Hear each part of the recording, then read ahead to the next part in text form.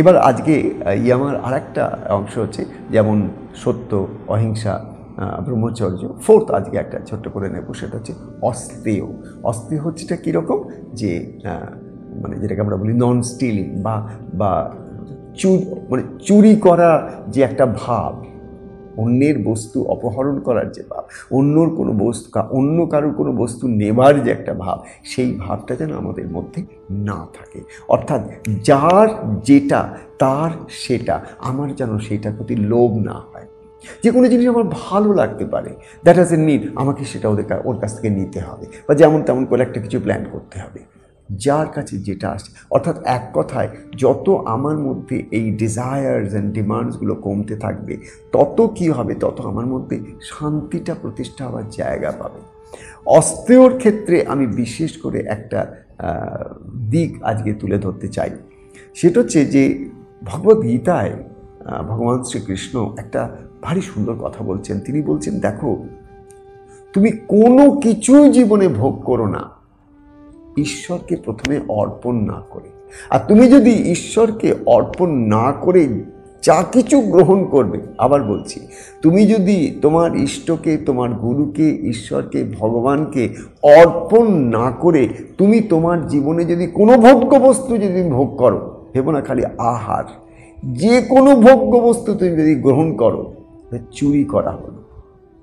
আমি এক্স্যাক্টলি সংস্কৃত শ্লোকটাই জানি না, বলতে পারলাম না, কিন্তু আমি পড়েছি যেটা, শুনেছি যেটা, এবং যেটা অন্তর থেকে অনুভব করি সেটা হচ্ছে এইটাই, যে আমরা যে একটা ছোটোবেলা থেকে শিখেছি না, আমাদের মা বাবা শিখিয়ে দেন যে খাবার টেবিলে বসে আগে তোমরা খাবারটাকে খেতে শুরু করো না, আগে ঠাকুরকে স্মরণ করো, সমস্ত ভোগটা তাকে নিবেদন করো, নিবেদন করে তার ভোগটা তুমি প্রসাদ রূপে গ্রহণ করো। এখনও অনেক পরিবার আছে যারা খাবার টেবিলে বসে কপ কপ করে খেয়ে নিয়ে উঠে চলে যায়, গল্প করে খায়, টিভি দেখে চলে যায়। এগুলো কি জানো, এগুলো সমস্ত আসরিক প্রবৃত্তিগুলোকে মনের জগতে যথেষ্ট পরিমাণ প্রশ্রয় দেওয়ার ব্যবস্থা, এর বাইরে কিচ্ছু নয়। কেন আহাররূপ যে কর্মটা, সেটাকে তো আমি পূজা করতে পারলাম না, পূজারূপে ট্রান্সফর্ম করতে পারলাম না, দিব্য শক্তিতে রূপান্তরণ করতে পারলাম না। এই দিব্য শক্তিতে রূপান্তরণের বড় দরকার আছে। একটা কেউ তোমার হাতে একটা কিছু দিল, যেই দিক না কেন, যতক্ষণ না তুমি সেটা ঈশ্বরকে দেবে, তোমার সেটা অধিকার হলো না। তার কারণ তুমি যতক্ষণ না ঈশ্বরকে না দিয়ে গ্রহণ করছো। কেন ঈশ্বরকে দিয়ে গ্রহণ করা? কারণ এই সমস্ত কিছু ঈশ্বরের সৃষ্টি, সব কিছু আলটিমেটলি তাঁর। আমার কাছে দুটো টাকা থাকতে পারে, আমি টাকা দিয়ে বাজার থেকে যদি একটা আপেল কিনে নিয়ে আসি, সেই আপেলটাকে আমি বাজার থেকে টাকা দিয়ে কিনেছি, কিন্তু ওটা আমার নয়। তার কারণ ওই আপেলের কোনো একটা ছোট্ট ছোট্ট অণুর মধ্যেও আমার বলে কিছু নেই, আমার খালি কিছু টাকা আছে। অফকোর্স আমার কাছে যদি এই টাকাটা না থাকে, আমি আপেলটা কিনতে পারবো না। কিন্তু এই টাকাটা একটা আপেল সৃষ্টি করতে পারে না। টাকাটা আপেল কিনতে পারে, কিন্তু আপেলটা সৃষ্টি করলেন কে? সৃষ্টিকর্তা। যিনি আমাকে সৃষ্টি করেছেন, তিনি আপেলটাকেও সৃষ্টি করেছেন। কিন্তু এই আপেলটা আমি গ্রহণ করতে পারি not against money, only against my re-offering it back to the divine. আমি যতক্ষণ না পর্যন্ত কোনো জিনিস যেটা আমি হাতে দিই, ধরো আমি একটা ভালো কাপড় চোপড় কিছু কিনলাম, বাজারে গেলাম, সুন্দর কাপড় কিনলাম আমার নিজের জন্যে বা কারোর জন্য, হোয়াট এভার। এবার যখন নিজের জন্য আমি যখন কোনো কিছু কিনেছি বা কেউ আমাকে দিয়েছে, হোয়াট এভার, আমার হাতে যখন সেটা এসে পৌঁছালো, আগে কি করতে হবে আমাকে? আগে সেটাকে আমার গুরুকে, ইষ্টকে অর্পণ করতে হবে। যেমন করে আমরা কোনো একটা বিশেষ তিথি পার্বণে, উৎসবে আমরা তাকে ভোগ দিই, ভোগ নিবেদন করি, দিয়ে ভোগটা যখন নিবেদিত হয়, তারপরে সেই ভোগটাকে আমরা প্রসাদ জ্ঞানে খাই। কেন খাই? যে এই প্রসাদটা যদি আমরা খাই, তাহলে আমার চিত্তের প্রসাদ হবে, আমার মনের প্রসার হবে, আমার প্রত্যেকটি কোষ কোষ সঞ্জীবিত হবে। একটু একটু করে আমি সমস্ত অসুখ, রোগ, ভোগ, শোক, তাপ মুক্ত হয়ে আমি আমার স্বস্বরূপে প্রতিষ্ঠিত হব, আনন্দের স্বরূপে প্রতিষ্ঠিত। তাই তো প্রসাদ। ঠিক তেমনি অস্তেয় মানে অচৌর্য। তুমি কোনো চৌর্যবৃত্তি তোমার মধ্যে যেন না থাকে। আমি বললাম প্রধান চৌর্যবৃত্তি আমার কাছে লাগে, প্রত্যেকটা মানুষ চোরের মতন রোজ জীবনযাপন করে। কেন জানো? তারা অর্ধেকের বেশি সময় অচেতনভাবে ভাবে তার কাছে অর্থ আছে এবং সে অর্থ দিয়ে জীবনে অনেক কিছু কেনে এবং ভোগ করে। তাদের কোনো অধিকার নেই। অর্থ দিয়ে কোনো জিনিস বাজার থেকে কিনে বা যে কোনোভাবে সেটাকে অ্যাকোয়ার করে আমাদের কারোর সুখ ভোগ করার অধিকার নেই। তার কারণ আমরা যেটাই নিয়ে আসি না কেন সেটা আমরা সৃষ্টি করতে পারি না। আমরা অর্থ দিয়ে কিনতে পারি, কিন্তু কিনলেই আমাদের ভোগ অধিকার আসে না।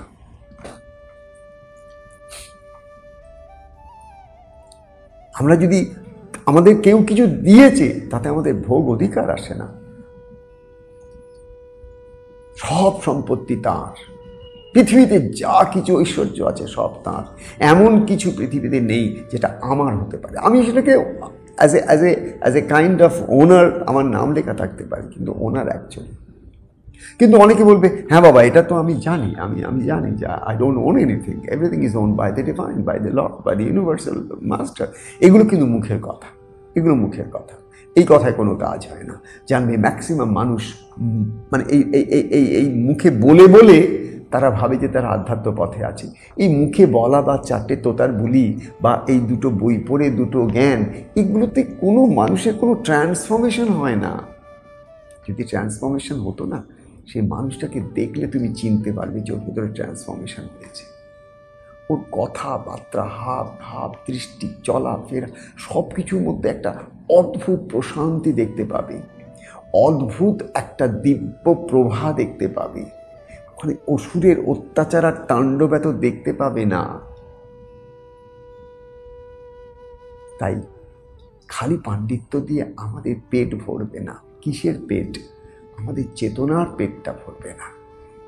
আমাদের চেতনার পেট যদি ভরাতে হয়, অর্থাৎ চেতনাতে যদি আমাকে সম্পন্ন হতে হয়, চেতনার সম্পদ যদি আমাকে বাড়াতে হয়, তাহলে চৈতন্যময়ী মাকে আমাকে শরণাগতি নিতেই হবে, দীন হতে হবে, আর্ত হতে হবে, শরণাগত হতে হবে। দিয়ে বলতে হবে, মা আমাকে পরিত্রাণ করো।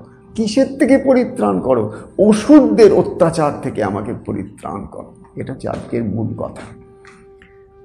শরণাগত দীন আর্ত পরিত্রাণ পরায়ণে সর্বস্যার্তি, মানে আমার যত রকমের আরতি আছে, আমার যত রকমের সংকট আছে, যত রকমের ভাবে আমি নিজেকে নিজে ডিপ্রাইভ করি, নিজেকে নিজে অসুখী করি, নিজেকে নিজে রোগী করি, নিজেকে নিজে সব দিক থেকে ভোগান্তি চূড়ান্তে প্রতি মুহূর্তে ওষুধদের কাছে নিজেকে সমর্পণ করে একটু একটু করে হারিয়ে ফেলি, তুমি তার থেকে আমাকে রক্ষা করো। আমার এই যে একটা অচেতন, অজ্ঞান, অবিদ্যার, অহংকার, অভিমানের যে একটা শরীর, মন, প্রাণ, বুদ্ধি কাজ করছে, এর থেকে তুমি ছাড়া আমাকে কেউ রক্ষা করতে পারবে না। টাকা পয়সা, ধন দৌলত, 5টা লোকের দেওয়া হাততালি কোনো কিছু আমাকে শান্তি দিতে পারবে না। আমি মানুষকে ভুল বুঝিয়ে অনেক হাততালি করাতে পারি, অনেক ফুলের মালা নিতে পারি, কিন্তু আমি মনের ভেতরে যে আমার আত্মারূপে তিনি বিরাজ করছেন, তার সান্নিধ্য আমি পাবো না। তার সান্নিধ্য একমাত্র সত্যের বিনিময়ে ছাড়া কোনো মিথ্যাচারের মাধ্যমে সেই পরম সত্যকে লাভ আজ অবধি কেউ করতে পারেনি, কেউ করতে পারবে না।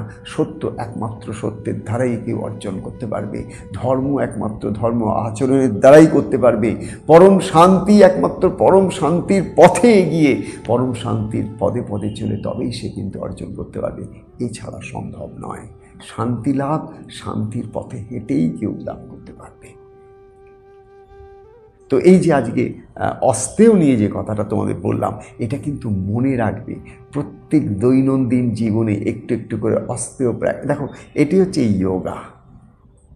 আমরা শুরু করেছিলাম কি দিয়ে? আমরা জানতাম যে যোগ মানে হচ্ছে যোগ ব্যায়াম। এবার একটু একটু করে যবে ইয়ামাতে ঢুকেছি তবে থেকে একটু একটু করে আমরা কিন্তু একটা জিনিস শিখছি যে যোগা মানে যোগ ব্যায়াম নয়, যোগা মানে নাক টিপে প্রাণায়াম করা নয়, যোগা মানে দৈনন্দিন দিনচর্চার মধ্যে একটু একটু করে এই অসুরদের তাণ্ডব থেকে নিজেকে মুক্ত করার সাধনায় লেগে থাকা। এটাই হচ্ছে প্রকৃত যোগ সাধনা। আর এই যোগ সাধনাতে আমরা যদি আমাদের ভেতরের এই যে নেগেটিভ একটা চরিত্র আছে, যেটাকে আমরা সবসময় লুকিয়ে রাখার চেষ্টা করি আর সবার সামনে দেখাবার চেষ্টা করি যে আমাদের মধ্যে একটা কী পজিটিভ ক্যারেক্টার আছে, সেটা দেখাবার চেষ্টা করি, বাট এভরিথিং ইজ ফাইন, কোনো অসুবিধা নেই। অসুবিধা একটাই, আমরা যতক্ষণ না নিজের কাছে নিজে পরিষ্কার হচ্ছি ততক্ষণ আমরা আমাদের ভেতরে শান্তির স্পর্শ পাই না।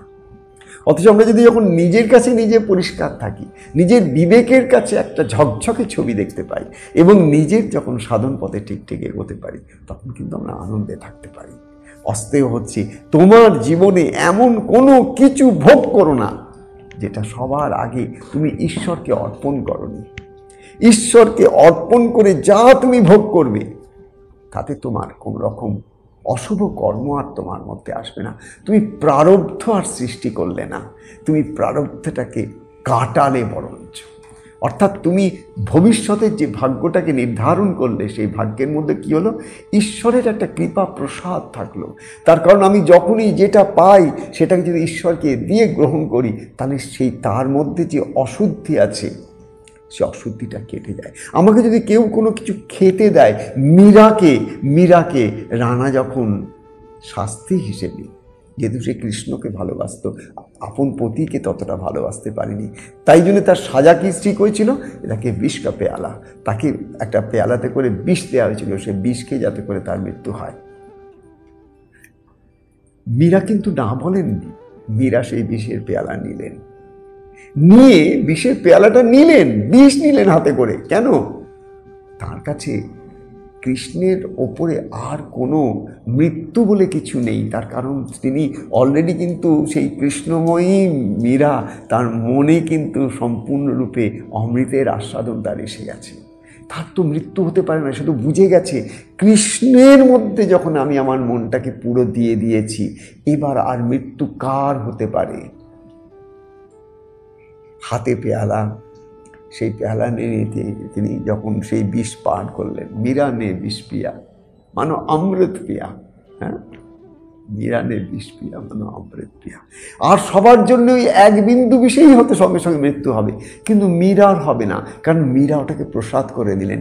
যখনই ওই বিষটা দিয়েছেন তখন ভাবছেন, ওমা, আমার কৃষ্ণ তাহলে আমাকে এই বিষ দিয়ে ডাকছে। তিনি, তার মধ্যে কোনো ভয় নেই, তার মধ্যে কোনো মৃত্যু চিন্তা নেই, তার মধ্যে কোনো অসুরের উৎপাত নেই, কোনো দেশ নেই, কোনো হিংসা নেই যে আমি কি অপরাধ করেছি, যে আমি ভগবানকে ভালোবেসে আমি কি অপরাধ করেছি যে তোমরা এতজন সবাই মিলে আমার অপরাধ, আমার কৃষ্ণ ভক্তির অপরাধের জন্যে তোমরা আমাকে আজকে বিষ দিয়ে মারার চেষ্টা করছো। এটা কি তোমরা ঠিক করছো? কিচ্ছু জিজ্ঞাসা করছেন না। বিষ নিয়ে উনি প্রসাদ করলেন। আমি এটাই বলছি, অচৌর্যে প্রতিষ্ঠিত হলে তোমার এই অবস্থা হবে, অস্তেয়তে প্রতিষ্ঠিত হলে তোমার এটি হবে। তুমি এমন কিছু জীবনে গ্রহণ করবে না যেটা তুমি আগে ঈশ্বরকে অর্পণ করোনি।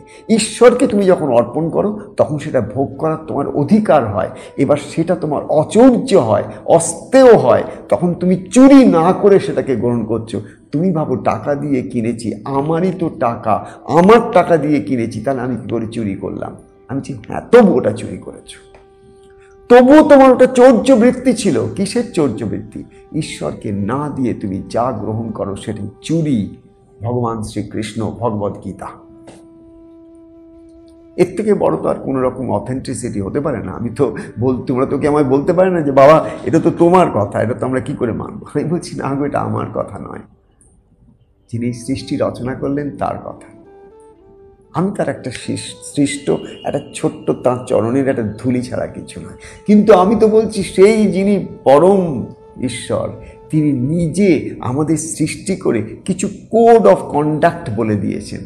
যদি সুখী হতে চাও, শান্তি পেতে চাও, তাহলে এই কোড অফ কন্ডাক্ট তোমাকে মানতে হবে, তোমাকে অনুসরণ করতে হবে, তোমাকে অনুশীলন করতে হবে। তুমি যদি অনুশীলন না করে তাকে ডিফাই করো, ডিনাই করো, রিজেক্ট করো, সাফারিং আর কারোর হবে না, কেবল যে ডিনাই, যে ডিফাই, যে ইনডিসিপ্লিনড হচ্ছে তারই হবে, আর কারোর হবে না। তাই আজকে অস্তেয়র এই জিনিসটা তো মনের মধ্যে স্থির করে নাও। অস্তেয় কি? অস্তেয় হচ্ছে যে আজ থেকে কোনো দিন আগে হয়তো কিছু খাবার দাবার কেউ দিলে তখন নয় ঠাকুরকে দিয়ে খেতাম। আমি বলছি, না গো, খালি খাবারটা তো একটা ছোট জিনিস, কবার আর তোমার হাতে খাবার আসে? জীবনে কত কিছু তোমাকে ঠাকুর দিচ্ছেন। যে যা দিচ্ছে গ্রহণ করবার আগে একবার ঠাকুরের চরণ ছুঁয়ে নাও, স্যাংটিফাই করে নাও। এমনকি যখন বিষও দিচ্ছে তখন একবার ঠাকুরের চরণে শুয়ে নাও। অর্থাৎ কেউ যখন তোমাকে নেগেটিভ কিছু দিচ্ছে, শর্টস অফ ওয়ার্ডস, সেটাকেও তুমি ঠাকুরের চরণে দিয়ে গ্রহণ করো না, তোমার সেটা বিষাক্ত লাগবে না, আর মনে হবে সেলফ কারেকশন হচ্ছে, ওতে তুমি একটা ধাপ এগিয়ে যাবে। আমার জীবনে আমি নিজে দেখেছি, আমাকে যে যত অপবাদ দিয়েছে, যে যতভাবে কষ্ট দিয়েছে, আমি সেগুলোকে হাতে ওই মীরার বিষের পেয়ালার মতন গ্রহণ করেছি। কিন্তু আমি ঠাকুরকে দিয়েছি, আমার গুরুকে দিয়েছি, আমি আমার ইষ্টকে দিয়েছি। বলুন, মা দেখো, তুমি তোমার চরণ দিয়ে এটাকে ছুঁয়ে দাও, তাহলে আর আমার মধ্যে বিষের কোনো প্রতিক্রিয়া থাকবে না। প্রত্যেকটি সাধকের জীবনে, প্রত্যেকটি সাধিকার জীবনে, প্রত্যেকটি এই সত্যের পথে পথিকের জীবনে এই পরীক্ষা আসতে বাধ্য।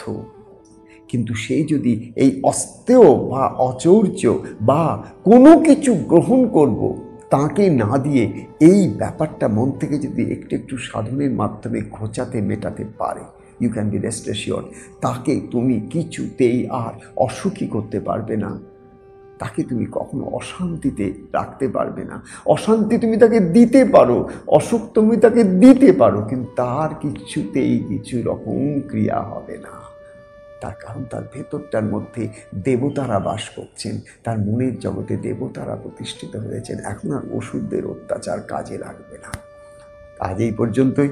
তোমরা এটাকে নিয়ে ভালো করে আরও মনন করো, চিন্তন করো। আমার দৃঢ় বিশ্বাস যে অনেকটা এগিয়ে যেতে পারবে সাধনের পথে। তার কারণ কাজটা কিন্তু তোমাদেরই করতে হবে, যার যার কাজ তাকে করতে হয়। যেমন খেতে হয় তোমাকেই, হজম করতে হয় তোমাকেই, সুস্বাস্থ্যের অধিকারিণী হতে হয় তোমাকেই, কেউ তোমাকে করে দেয় না। ঠিক তেমনি আমাদের জীবনে এই ছোট ছোট সাধনার যে মহাপুরুষদের কাছ থেকে আমরা পাই, সেগুলো যদি আমরা আমাদের দৈনন্দিন জীবনে কাজে না লাগাতে পারি, তাহলে কিন্তু আমরা শান্তি পাবো না। অথচ আমরা যদি শান্তি লোকের কাছে চেয়ে বেড়াই, সাধুদের কাছে চেয়ে বেড়াই, নানান রকম মানুষ পাই না। আমাদের কেবল সাধনের মাধ্যমেই শান্তি। আমরা যে পথটা চলছি, এই পথটা হচ্ছে এমন পথ যেখানে আমি জৈসা করনি वैसे भरनी। সুতরাং আমাকে এই ব্যাপারে সচেতন হতেই হবে, এবং যত সচেতন হব, যত সচেতনভাবে চলবো, যত অচৌর্য বৃত্তিতে প্রতিষ্ঠিত থাকবো, যত অহিংস বৃত্তিতে প্রতিষ্ঠিত থাকবো, যত সত্যের পথ ধরে চলবো, যত ব্রহ্ম আচরণের ব্রহ্মচর্যের মতে থাকবো, সংযত জীবন হবে, আনন্দের পথে আমরা এগিয়ে চলে